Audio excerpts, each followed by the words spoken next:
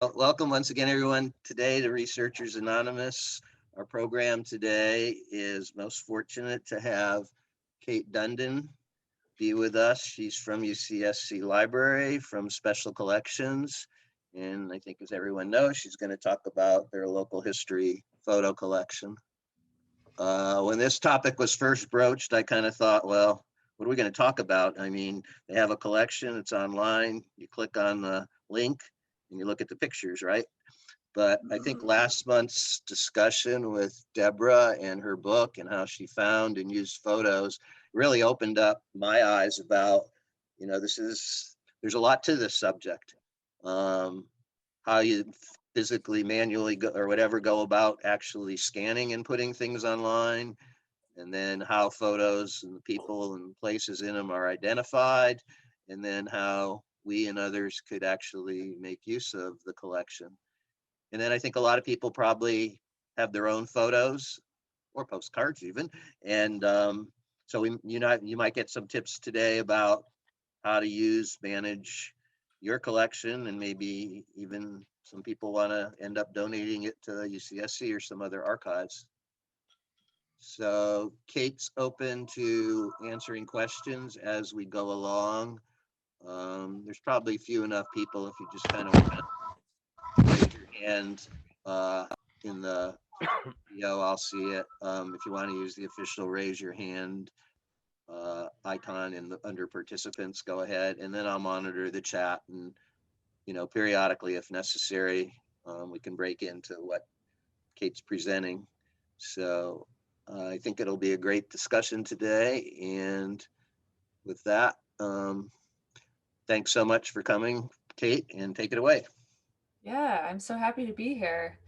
It looks like I need screen sharing permissions. I do have a slideshow for you guys, chock full of images. You should be able to go ahead, Kate. Yes, you fixed it so fast. Okay.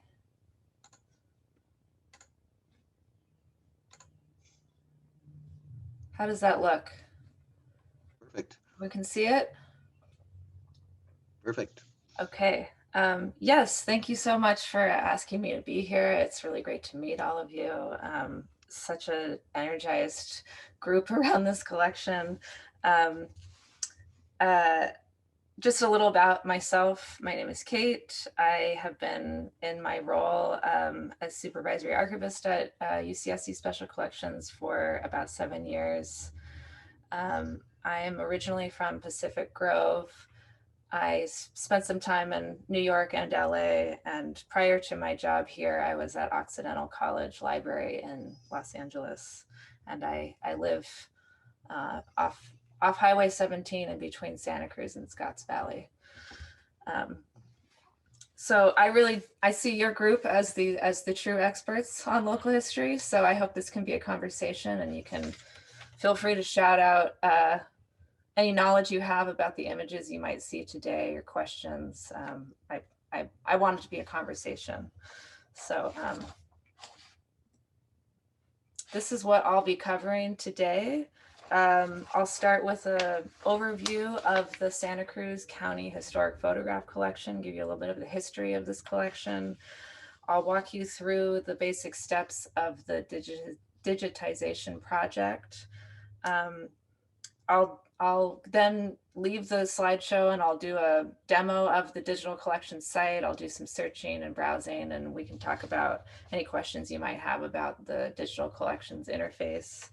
And then I'll just touch on some additional online image database collections that you might find interesting, which you probably already know about, but that's okay.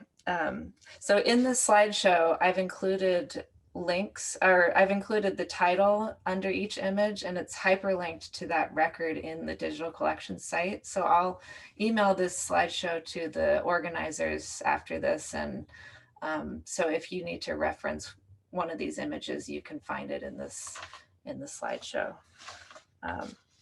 Yes. So about the collection, I love this image, these kids at the bar. The Santa Cruz County Historic Photograph Collection consists of 187 boxes of photographs and negatives featuring images of life, industry, development, and culture in Santa Cruz County from around the 1860s to the 1990s. So it actually does include a fair amount of postcards in it. It's massive. It's over 100 linear feet of material, and it is as diverse in subject matter as it is large. So in it, you will find images of streets and communities. There's a lot of documentation of architecture and the built environment. It's Morrissey Avenue and Santa's Village in Scotts Valley. Businesses and stores. We have quite a bit of material on the casino and the boardwalk. So just please consider this your destination for historic images of the boardwalk. It's a dominant series in the collection. Industries. So a big focus is logging, which makes sense, and also the film industry in Santa Cruz, and that is because of the particular interest of the primary collector of the collection, which I'll get to in a minute. Natural surroundings. Lots of redwoods, as I'm sure Deborah is familiar with. Cultural entertainment and events. So I like this one of the Santa Cruz County Fair collection on display. That's my favorite part of the county fair. I don't know if you guys ever go to see there's a display of people's collections. And then a gay pride parade in Santa Cruz in 1981. And it's one of the few color images we have in the collection. Institutions.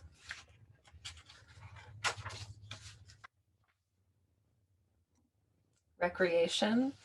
I love this one of 6th graders getting ready for a camping trip.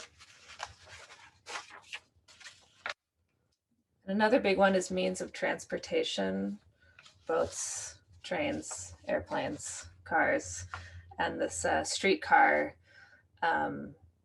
that went from the casino to Woodrow and Westcliff Drive.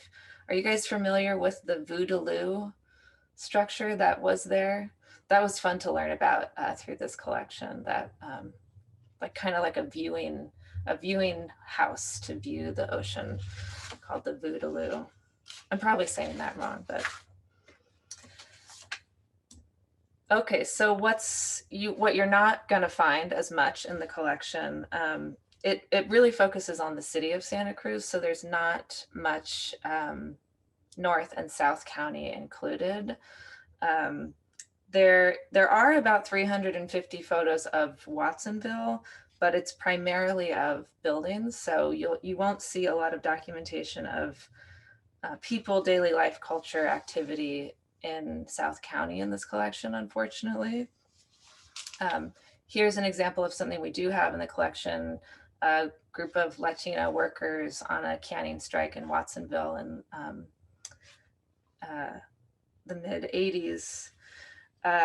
The collection is definitely overwhelmingly documenting white people, and it generally represents a somewhat dominant historical narrative of able-bodied white townspeople, industry, and the built environment. So we unfortunately don't have as much documentation of historically marginalized communities in this collection.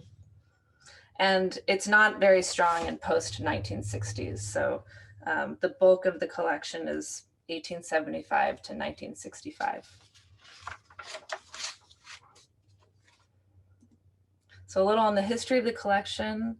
It was an early acquisition of Special Collections, which started in 1966, a year after the campus opened. And it was purchased from Preston Sawyer. I imagine many of you are familiar with Preston Sawyer. He was an avid photographer, collector of Santa Cruz history photographs, and he used his collection in his history column in the Sentinel Santa Cruz Yesterdays. which I know the public library has a lot of those digitized and available online. So here he is with his the Sentinel news car in the 30s and as a young man in front of Santa Cruz High School with his camera. And he also, part of this acquisition, I believe, was a pretty sizable postcard collection that he gathered over many years. So for the postcard enthusiasts, we have more of that in special collections. And here you can see an interior shot of Preston Sawyer's home. You can see what kind of collector he was.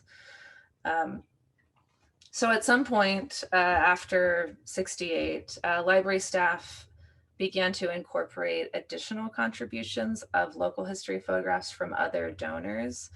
But we don't at this point really know for sure which ones came from Sawyer versus other sources. It wasn't like written on every photograph. And like from the 70s through the early 90s, a group of local historians and relatives of Sawyer dedicated like an incredible amount of time to identifying the photographs. And they include Esther Lucille Fields Rice, Ariel Sawyer, Preston's brother, John and Vivian Byrne, and Harold Van Gorder. And I'm sure that there are others who contributed identifications to this collection. I just don't have that written down, unfortunately. So I kind of like this part of the story of the collection. I think it's important. I feel like there's this legacy of community care for this collection that's unique and special. It's not like it was just a collection that was made by one person and bought and never touched again. It was gathered by a community member from the community and then cared for by the community for many years. Okay, so as staff and volunteers were identifying people and places in the photographs, it was also being sorted and organized. And so this is a screenshot of the inventory that we used for many, many years, and it kind of evolved over time.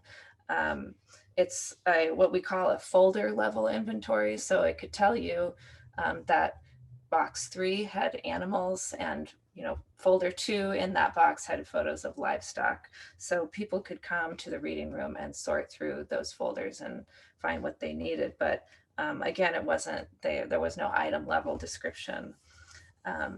This is, as I'm sure you're familiar with, librarians and archivists tend to organize things a little bit differently. This is definitely a very librarian way to organize a collection.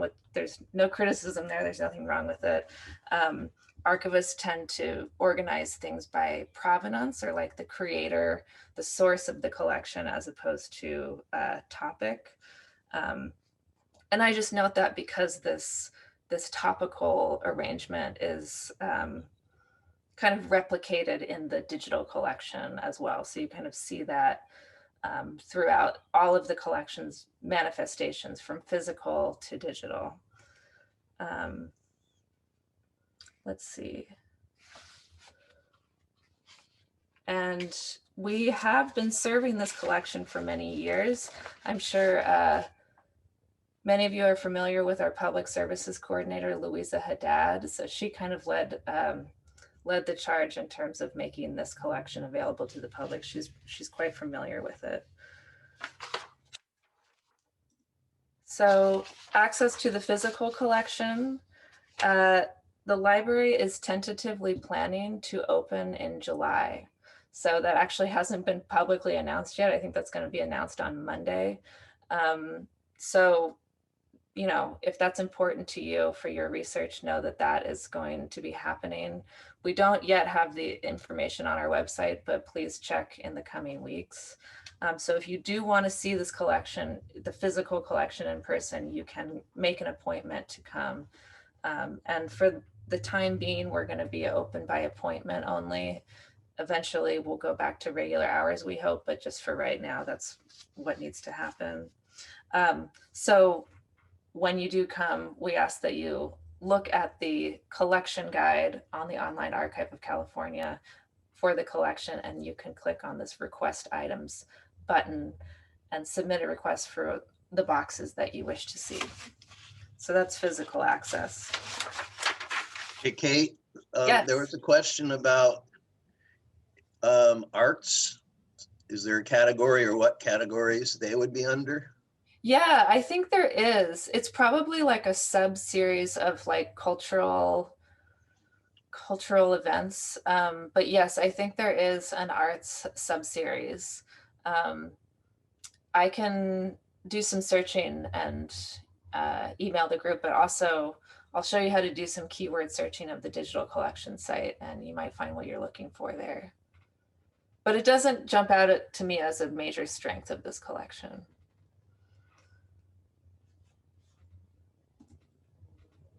Okay, so this how to access the digital collection. It's at digitalcollections.library.ucsc.edu.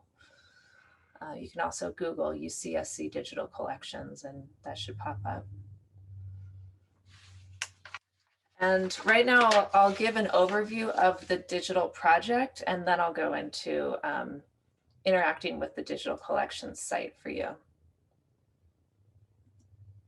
Any questions so far about collection, history of the collection? Okay, so this is kind of a basic timeline of our project. Yeah, I got a question. Sure. Are these different collections from the one in the MAR archive, the fourth floor archive? They're different? Yes.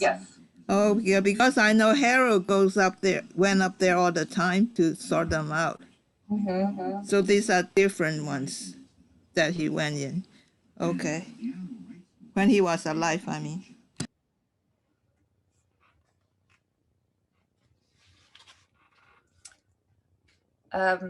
Yes, so for the digital project, it took about 5 years to complete, which sounds like a long time.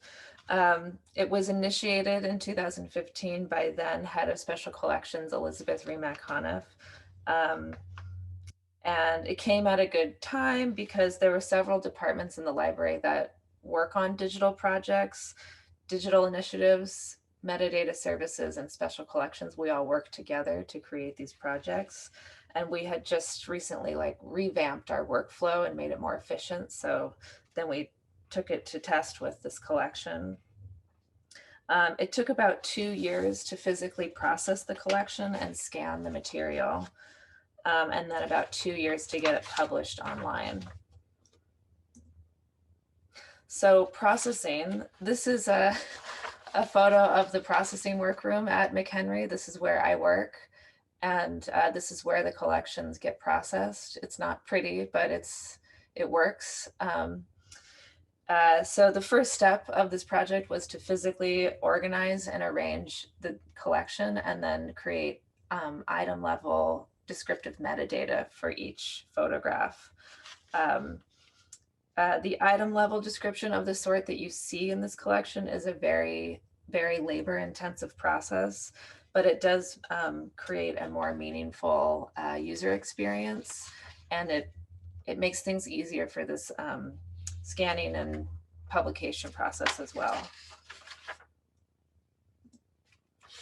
Digitization.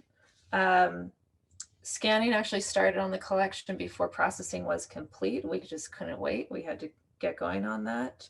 We scanned each item individually according to federal professional guidelines. So after the image would be scanned, it would go into a quality control review, and our digital imaging specialist would do photo editing on each image. This is something I didn't know about, but she educated me that sometimes with scanning, it can create a different tone and a lack of sharpness. So she would edit each photo to really match the visual appearance of the physical photo. And then file management is something that is often overlooked in these kinds of projects, but when you're dealing with over 10,000 files, you have to have a standardized way to name your files so you can, the project can proceed in an orderly fashion. So we can't just call this file mushrooms. We have to have a set way that we name the files so we can move it through the process efficiently. And then publication of the collection. So it's not just a simple push of the button. Our database is made in-house by a developer. It's open source. So it actually requires a lot of care and time to create this collection. It involves matching up the metadata with the digital files, loading the files with the metadata into our database, which we internally refer to as the Digital Asset Management System, or DAMS. And then once the files are ready to go, it took some time to actually publish the collection. And this is just because this database was and still is under development, and some development tasks had to take priority before this could be published. And this screenshot is just a kind of very insider view of the project management platform that we use to manage this development project. So these are the people who worked on the project. Deborah Rosopoulos, archives processor. She's now retired, but still a librarian at Cabrillo College. So she processed the collection and created the descriptive metadata, and she has expertise in photographic processes and deep knowledge of local history and local geography. So she was uniquely qualified to work on this collection, and it would definitely not be what it is today without her work on it. So that's what she gets top billing. And then Angelica Freebert was another key person on this project. She's a technical project manager and digital imaging specialist in the library, and she oversaw the scanning process. She trained and supervised 6 student workers. Their names are listed on the right here. And she did all of the photo editing and the file management. Rachel Jaffe, digital content and metadata librarian, contributed to formatting the metadata for ingest into the digital collection site. Ned Henry was the lead developer for the digital collection site. Jess Wagner is our user experience librarian, and she created like the design of the site. Sue Perry, head of digital initiatives, supported Angelica and Rachel in ensuring that the files and the metadata matched appropriately. Teresa Mora, head of special collections, and Fred Grabe, reference librarian, did outreach for this digital collection after it was published. And I oversaw the processing of the collection working with Deborah. So that was 15 people over 5 years. Obviously, we weren't all working on it full time, but it's a significant contribution, significant investment of resources.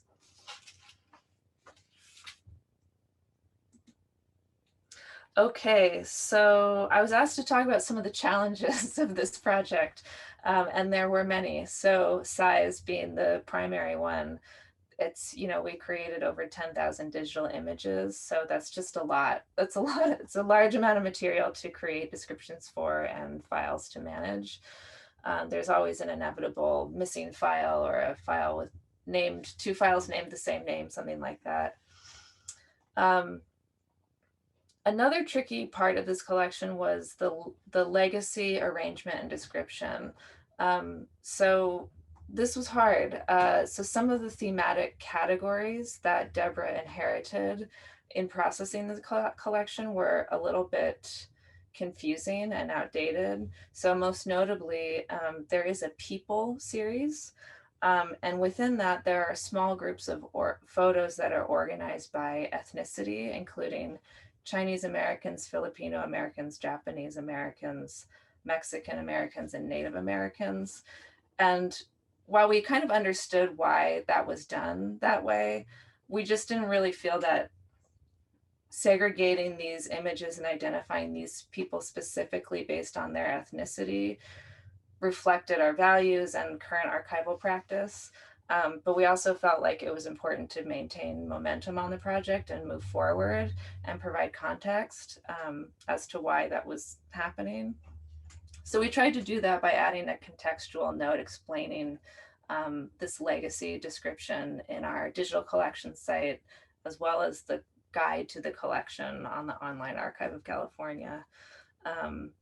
Just noting that this description is situated in a specific place and time, and that inherited description can cause harm, and we acknowledge that it can do that.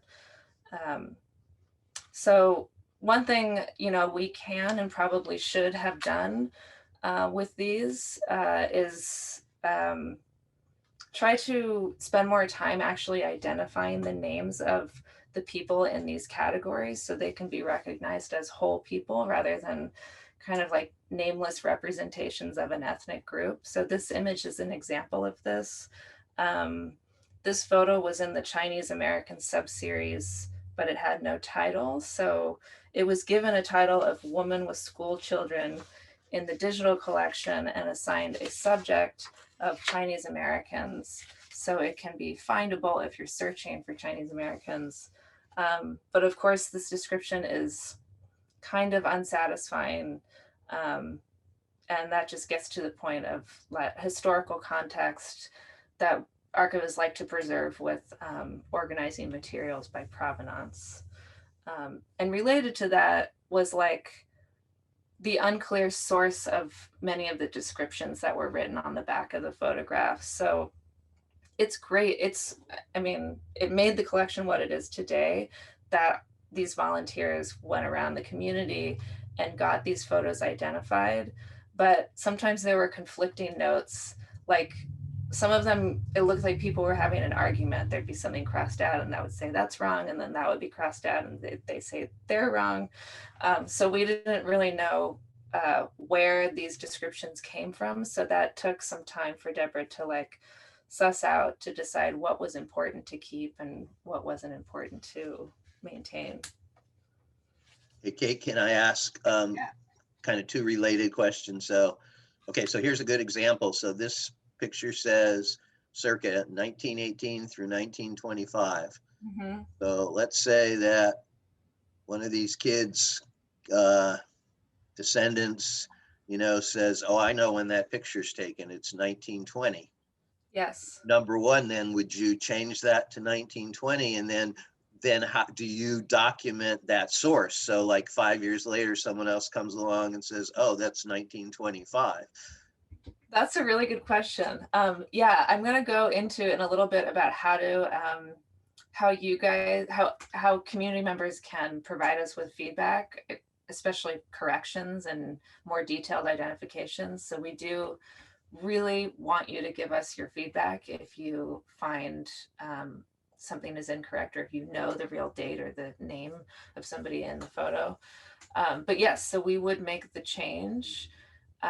And you know, then do you document somewhere the source of the right? I think that's a really good question, and I think right now we don't have a formal method of doing that. I mean, the feedback form that we use, it's a written form, so we'll have that in our. It's not our email. It's like a reference email platform that the library uses, so that will be in there. But I think that's a really good. I really like that question, and it's a total archivist question, and we definitely should, like, if at the very least just print it out and put it in a folder so we can have a history of this interaction if a question ever comes up about that photograph. One of the things that has come up from time to time in our discussions at Researchers is the perpetuation of myths. And someone, you know, there's a myth, and then the history people correct it. Mm-hmm. But then if people don't see the correction or know the, you know, why it was corrected, then the myth comes back again. Yeah. So it could be like, you know, a never ending, you know, circle kind of. So anyway, thanks for that. Yes, I think that's really actually at the heart of conversations that are currently happening in the archival profession right now. I just went to a conference last week, and that is actually the topic of several presentations. So it's something that I think as a profession, we need to be better at being transparent to the public where these descriptions come from, when they were made, and when they were edited. So thank you. Kate, I have a question for you regarding, Sure. if I understand what you said earlier regarding the metadata, it sounded like the metadata was being applied to the photograph, and then that was then feeding into the digital management system. Is that correct? Yes. As opposed to the other way around. Correct. Yes. So the process was that Deborah would physically organize the collection, and while she was doing that physical work, she would create a title and an estimated date for each photograph and put that into a spreadsheet. And then once all of that was done, that spreadsheet went to our metadata librarian, who formatted it and added controlled, like Library of Congress subject terms and other kinds of metadata that then went into the digital collections database. Well, that's interesting, because I'm so used to it being the other way around, where you enter the data into the digital management, digital asset management system, and then what you output is the metadata associated with the image. And the reason I bring that up is because very often what we do is, if somebody does come back and gives us additional data, as Rick had suggested, about an image, it goes into the directly into the digital asset management system, and then we can choose whether or not to then export it to the metadata for that particular image. But yeah, so yeah, if we did want, and it's something similar. So now all the metadata is in this database, the digital asset management system, that the public side of it is the digital collections website. If we want to make a change, someone can log into that database and just make the change right there. And then what I think happens is that they have to republish the metadata for that particular image or overlay it with a new record. So that's how that would work, I think. Thank you. Yeah. Is there a protocol for naming? Or are you going to talk about that, naming each of these pictures? For example, this one says woman with school children, and so it's who they are. Well, it's kind of who they are and a date. What if there was a place? Would that go in the title too? And how long could the title end up being? Or do some have places, some have dates, some have all that? How do you figure out how to actually name it? Yeah, archival description does not have as many rules as people might think. It's not like cataloging for a library catalog, where it's really, really regulated by federal rules. It's kind of more of an art than a science. And for this collection in particular, and similarly for many of our collections, Deborah was working with the description that if there was something jotted on the back of this photograph, she would base her description on that. So she was trying to basically move as quickly as possible, because if you spend 30 minutes with each photograph, it'll be 10 years before it's done. So the idea is to kind of move through it as quickly as possible, because processing and description is the most time intensive part of the process. Scanning is actually fairly quick. So yeah, there's not really a rule. I think whenever possible, Deborah did identify the location when she knew what it was. Like this one, if it wasn't written on the back, she's not going to really know what school this is. But if it was known, that was recorded. And I'll show you in the digital collection site, there is a way to narrow down your search result by place. So if this was in Boulder Creek, and we knew that, then it would appear under Boulder Creek.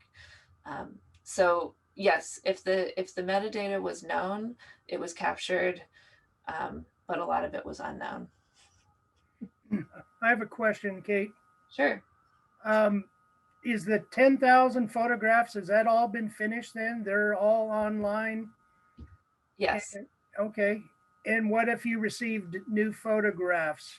How would those go into the system? Would they be just put online as you got them, or do you have a time where you release a whole certain number of, so that some of us people that are interested in looking would know when to go look for new photos?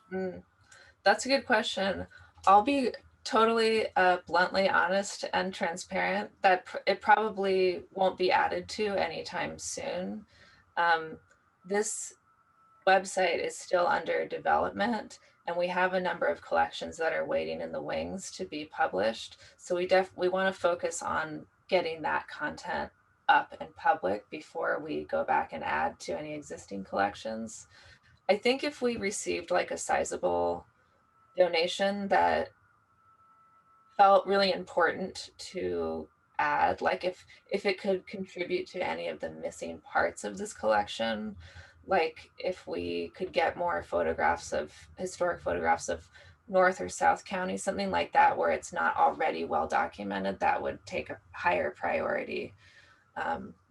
But as of right now, there aren't current plans to add to it, but that is not to say that it won't be added to. I mean, this is a living collection.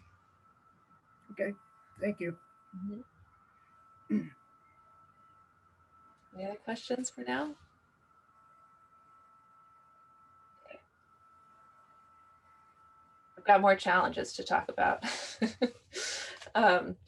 So another challenge was the negatives. So there are actually about 30 boxes of negatives in this collection, and they are not digitized. So we focused on, the majority of the collection is print photographs. And this is because when Deborah was processing them, she found that most of them appear to be copy negatives of the prints, but not necessarily all of them. And what made this kind of a challenge for us is that the arrangement and the description of the negatives is just completely different from the arrangement and description of the prints. So that made item negative to print matching essentially more resource intensive than our staffing allowed at the time. It would have added years to the project. So we do just have a brief description of the negatives in the collection guide online, but you won't see them in the digital collection. Another challenge was albums. There are 5 photo albums and lots of loose scrapbook pages in the collection. And these are always a challenge for scanning because you need to decide in each case when to scan the individual photo on the page or the whole page itself and treat the whole page as an object in itself. And then sometimes things overlap, like a newspaper clipping will be folded up and you want to make sure you capture the whole thing because you don't want to have to go back and redo it later. So this is an example of a scrapbook page that was important to capture the whole thing because it's full of rich metadata about this Mothers of Men film, 1917. And then file management, as I mentioned before, is always a challenge. There's duplicate scans or misnamed files, and that just takes communication and time to work out those issues. Okay, so I'm going to switch gears for a few minutes and do a short demo of the digital collection site. And I'll cover searching and browsing, different ways you can view and zoom in on the images, downloading and sharing images, and then also how to submit feedback for changes or identifications. Again, building on that legacy of community care that I mentioned earlier, we really do want your feedback. But before I go into that, does anyone have any questions about what I've covered so far before we go into the interface of the digital collection? I did have one more question, Kate. Yeah. You know, I think we've heard, it was recently, maybe at our earlier researchers meeting, that when a photograph is misidentified and we know, or we're pretty sure of what the real description is of it, is that still an easy process to send that information in? Yes, yes, I'm going to show you how to do that. Okay, Yeah, thank you. thank you. I had a quick question too. Yes.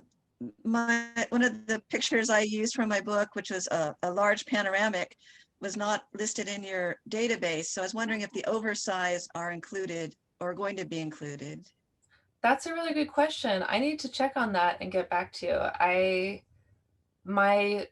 My hunch is that because it was oversized, it was deemed too complicated to include, but I'll check on that and get back to you.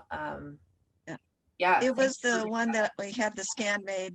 That's actually my cover photo. So Nice. yeah. Okay.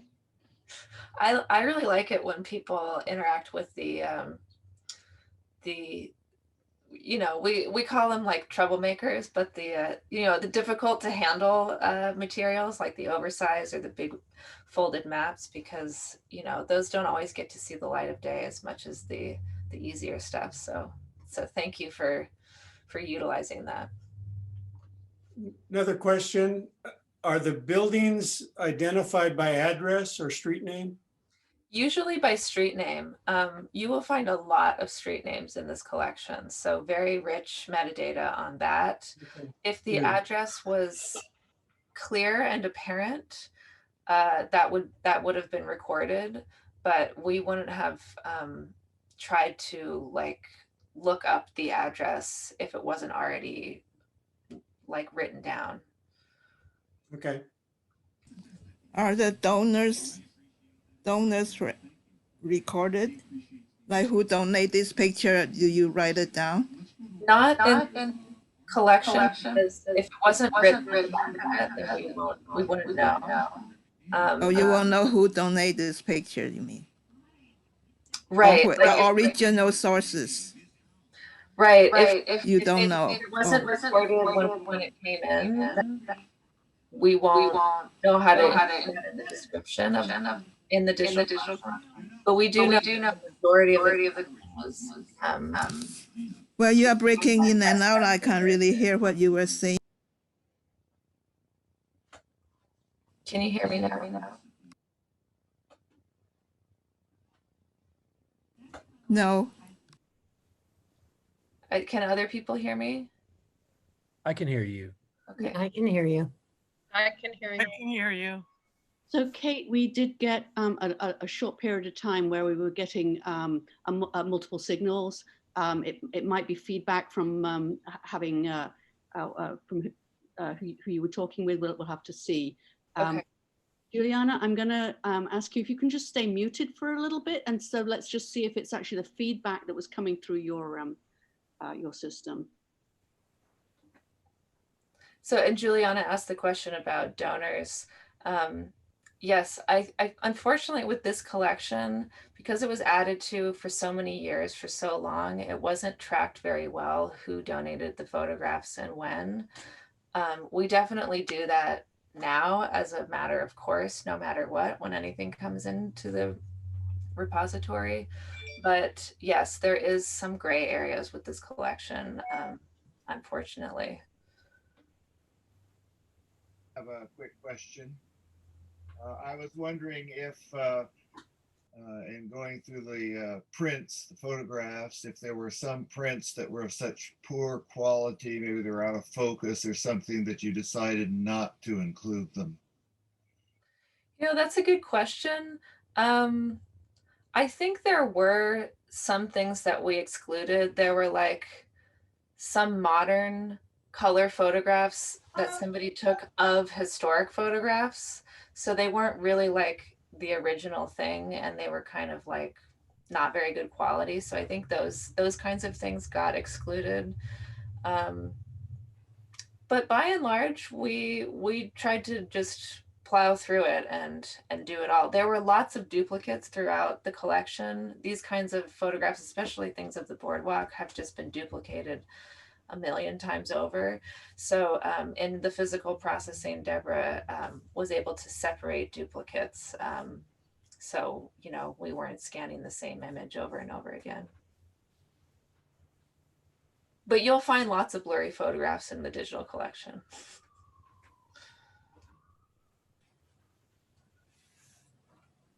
Any other questions before I go into the site demo?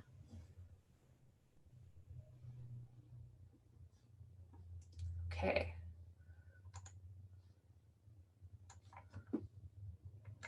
So, can you all see this digital collections website? Yes. This is the homepage. And I'll just do a couple of different, I'll show you a couple different methods on how to search. I'll start with the broadest and go down to more narrow searching. This way that I'm going to show you first is my personal preferred method of searching our collections. So I start with just searching the basic search bar, and that searches all of our digital collections, which includes lots of other collections on campus, photography collections, all kinds of things. So I'll just do a quick keyword search. You see we've got 291 results. You can sort your results by, I find the date created to be the most useful sorting mechanism. So if you want to see the oldest or the newest of what you're looking for, you can also expand how many images appear on your search results page. So if you get a lot of search results, you can expand that to a higher number. And then here are on the left-hand side are these facets that allow you to narrow down your search. So if you start with something broad, you can narrow it using these facets. I will just be open with you. This part of the website has some known bugs in it. They are on the list to be fixed. It just takes some time. So the collection or the site is definitely in progress and it continues to improve, but there are some issues. Kate, what's being searched? The metadata? Yes, the metadata. Yep. That's really the only way that the system knows how to find what you're searching for. So if you're looking for specifically things in the Santa Cruz County Historic Photograph Collection, you can look at this list of collections for the search result and you can select the historic photograph collection. You can also see we've got several campus photograph collections and like Lick Observatory. There were fires on mountain, so that's why that comes up. So you can select the specific collection and narrow down your search if you're just looking for these historic photographs. You can also narrow down your search by other facets, including people, place, and topic. So place might be relevant for this one particularly.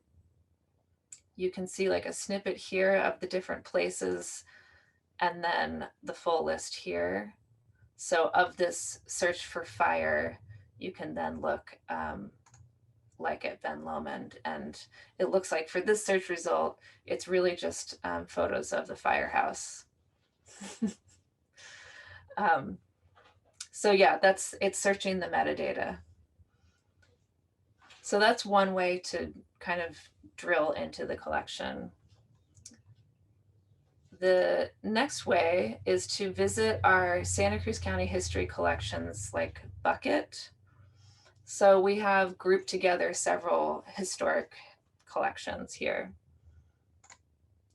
And the Santa Cruz Historic Photograph Collection is by far the largest of these four local history collections that we have in this bucket.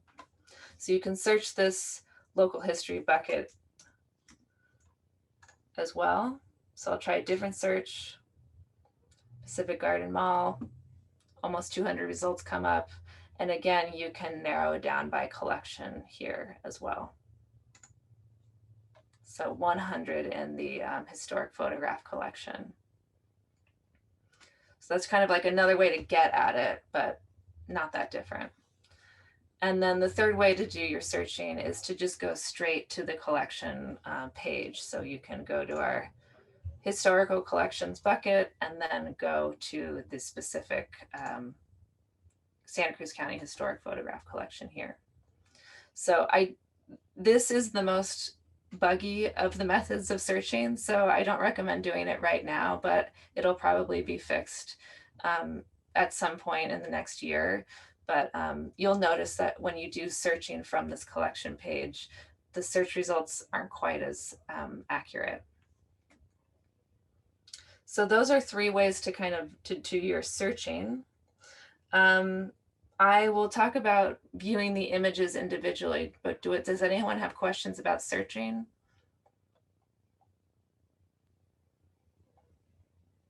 Okay, so I'll pick an image to open up. So this is what the sort of... I have a question. Sure.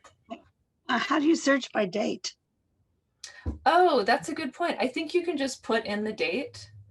Yeah, just search for the date, and that should, if like photos have a date range, like 1930 to 1940, and you're searching for 1938, that should come up within that. What in the initial search? Yeah. Yeah, and then depending on your results, you can sort your results by date created. So you can sort it from oldest to newest. Okay. So yeah, this is what the image view looks like. It looks like this is a photo of crew, the cameraman and crew for the film Thunder Mountain. The metadata about the image appears underneath it. There's just a few fields of metadata here, but if you click on more information, you get everything.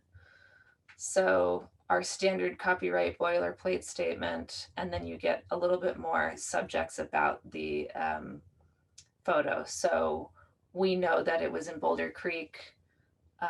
Here are some subject terms applied to it, and we think it was approximately 1925. It also shows you where it physically is in the collection. If you were really interested in something and you had questions about it and you wanted to see the back of the photo, you could go to the physical collection and look at it here. This little box over here just gives you some context about where the image resides in the collection. This is the item itself, Thunder Mountain. It's in the Film in Santa Cruz series, and it's in the Santa Cruz County Historic Photograph Collection. And then this links out to the descriptive guide to the collection, which gives you more contextual information about the collection as a whole that you're not really going to see in the digital collection, which is just a collection of images. It doesn't tell you everything about where the collection came from, how big it is, that kind of thing. So this collection guide is another resource for you. So to zoom in, you can just click on the image and then click on this full screen icon, and that enlarges the photo. And then if you want to go in and out, you can use this plus and minus. There's some handsome guys. You can also rotate it if you need to. So that is viewing images. Does anyone have questions about that?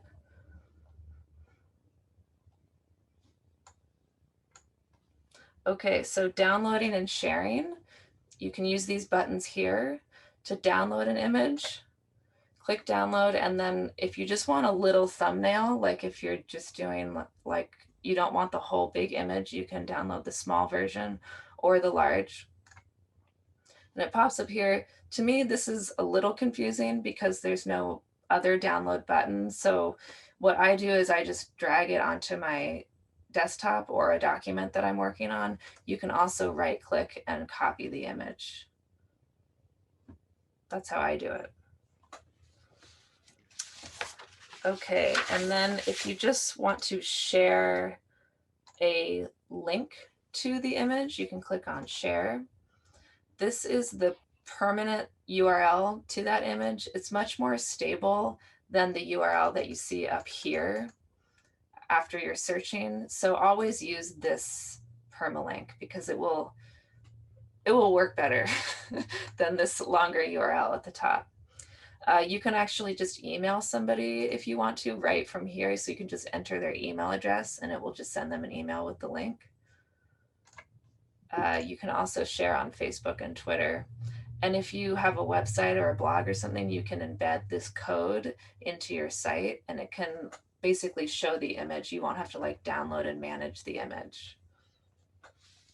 So any questions on downloading and sharing? I have a quick question. Are there higher resolution video or photos available? Let's say I'm working on a video and I'm looking for more DPI, more pixel dimensions. Yeah, so for that, you'll just have to request it from us and we can send it to you. There are like, even though many of these photographs are in the public domain, there are also there is a lot of copyrighted content in this collection.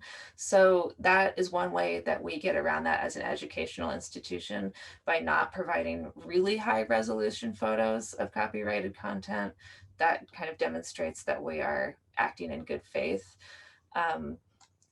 But just ask for it and we can send that to you.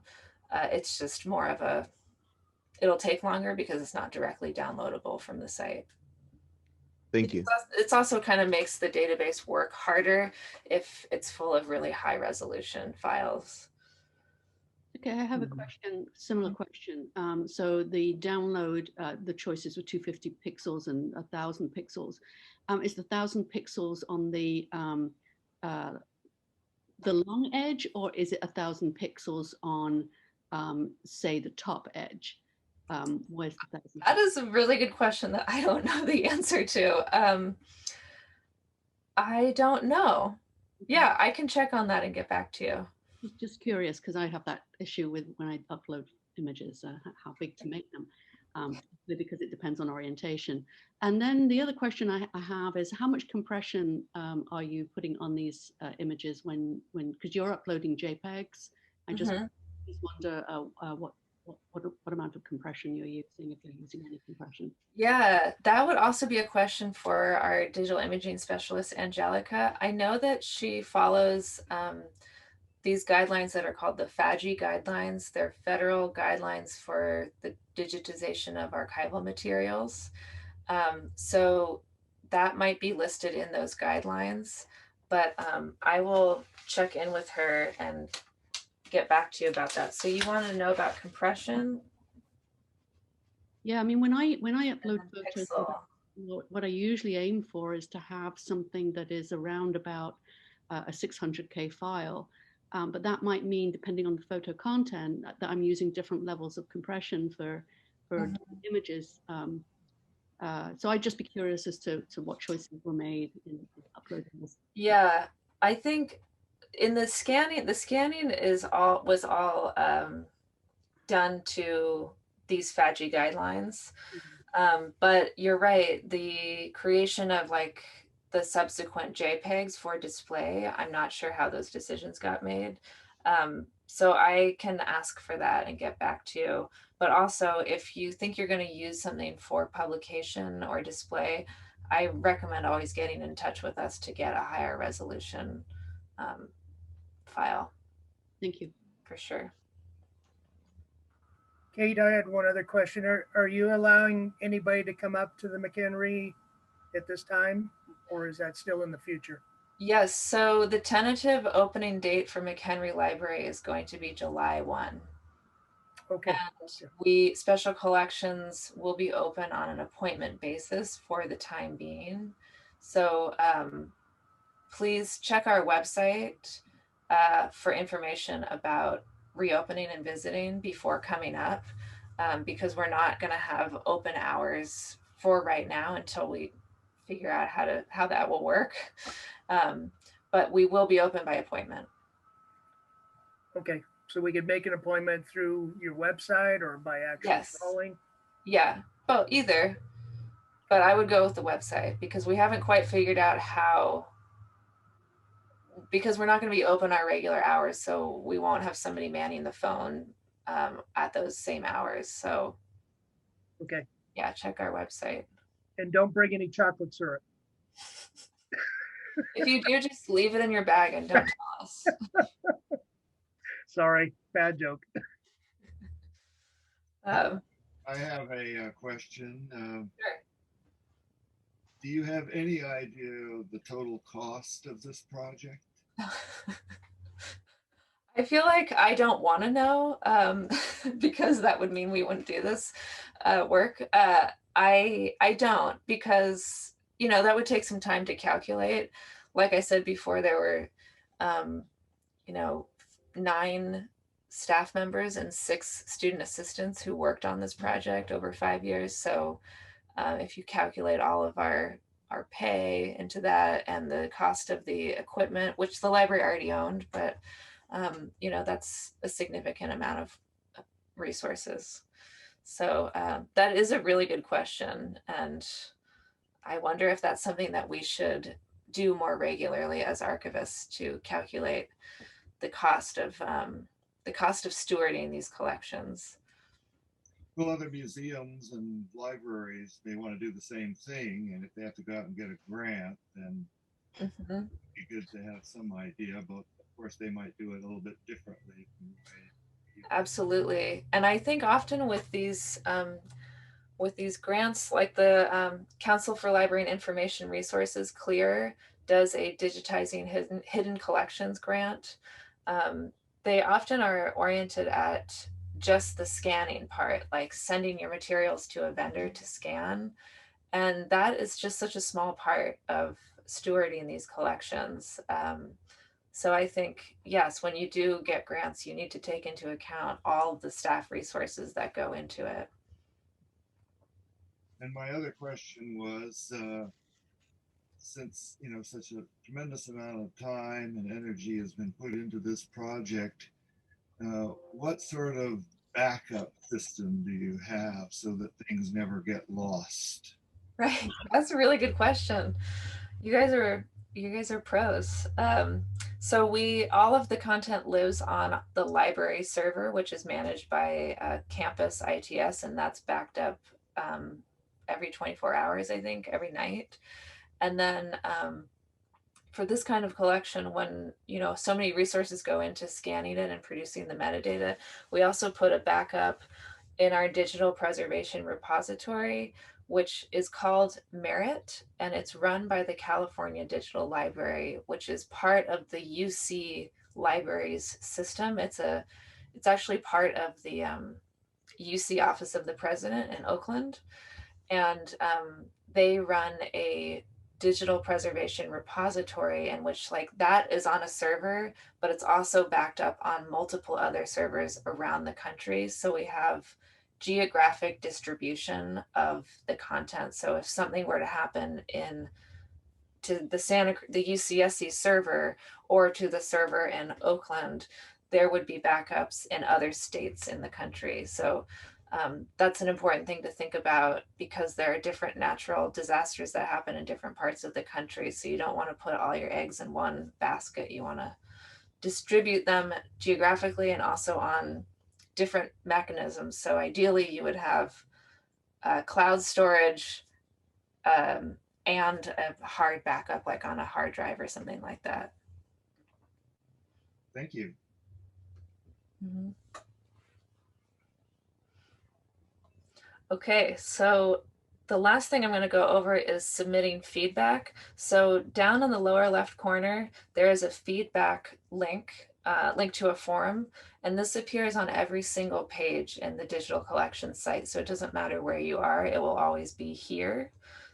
So if you click on this feedback form, it pops up and you can select, are you asking a question, reporting a problem, or making a comment? It kind of doesn't really matter what it is, it all goes to the same place.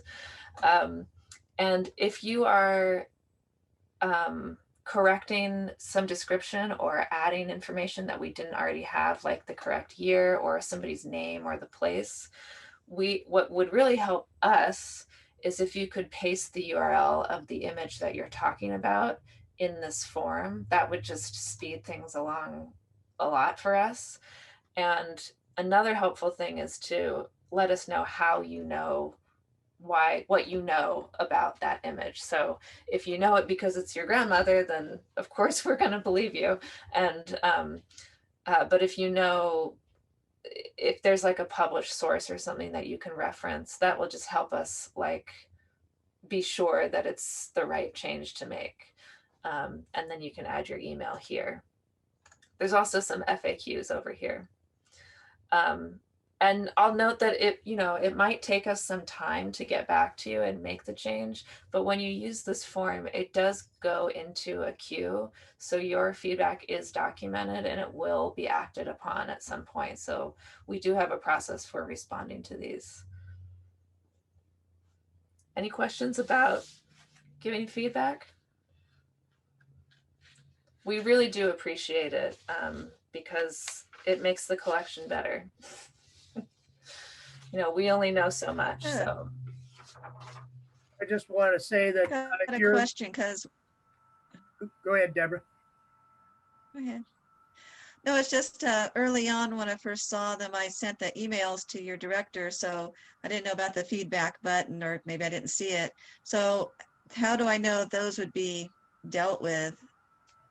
yeah, so if you, Or should I do them again? no, don't worry about that. If you sent them over email to Teresa Mora, our head of special collections, yeah, she'll have those Yeah. documented and she'll put them in the queue. Okay. Deborah, you might have been ahead of the game a little bit, so we might not have even set this up by the time you were sending your feedback. So. Okay.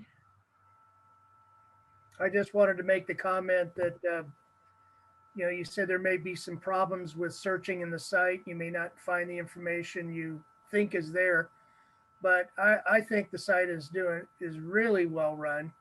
And if you compare it to CaliSphere, oh my gosh, that site it's really hard to find stuff in there. Mm-hmm. And you can put, words, identity words in, and stuff will not show up. And then you'll put in another word, or you'll have another collection you're looking through, and the picture that you wanted shows up in that. So boy, I think your site is done really well. So thank you. Kudos. Yeah, it's only as good as the metadata, and that's created by real people. So I think that's what makes it work well. Yeah, and I'll just say that CaliSphere, which it sounds like some of you are familiar with, that's also run by the California Digital Library, which is part of the UC library system. It includes digital collections from all the UC libraries and many other California institutions. But because it's called harvesting, they harvest the digital files from all of these other places and they aggregate it onto one site. I think because of that aggregation process, it's not quite as accurate as if you went to like the San Jose State digital collection site and searched theirs. So that's probably why you're experiencing those issues.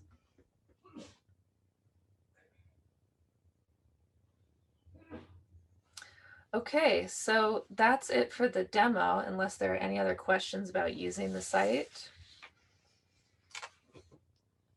And I will just quickly go back to. Sorry, I have a question or a comment anyway. Sure. If you have a feedback link on every screen, it seems that the system ought to be able to record what screen you were looking at so that you wouldn't have to put it in the URL and it would be very clear what it was about. That's a good point. You might be right about that. It'd be a good enhancement for the system. Yes, that's a very good point.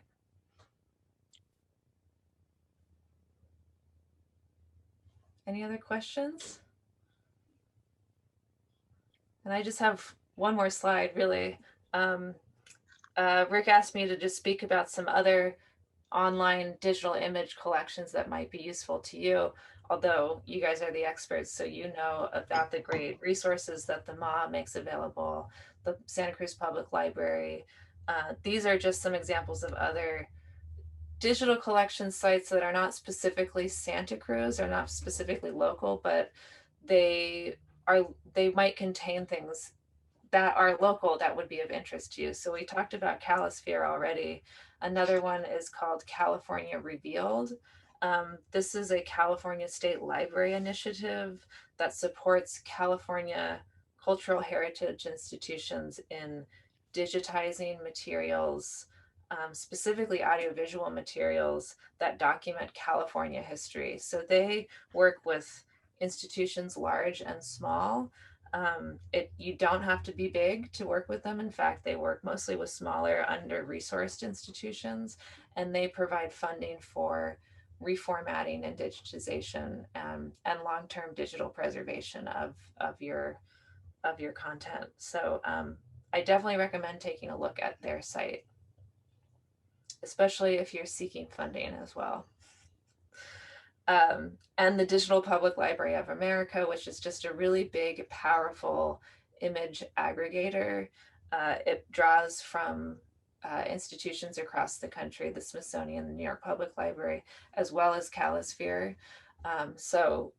You know, just as we at Santa Cruz have lots of images and materials that relate to things outside of Santa Cruz County, there are institutions outside of our county that have materials that document our community.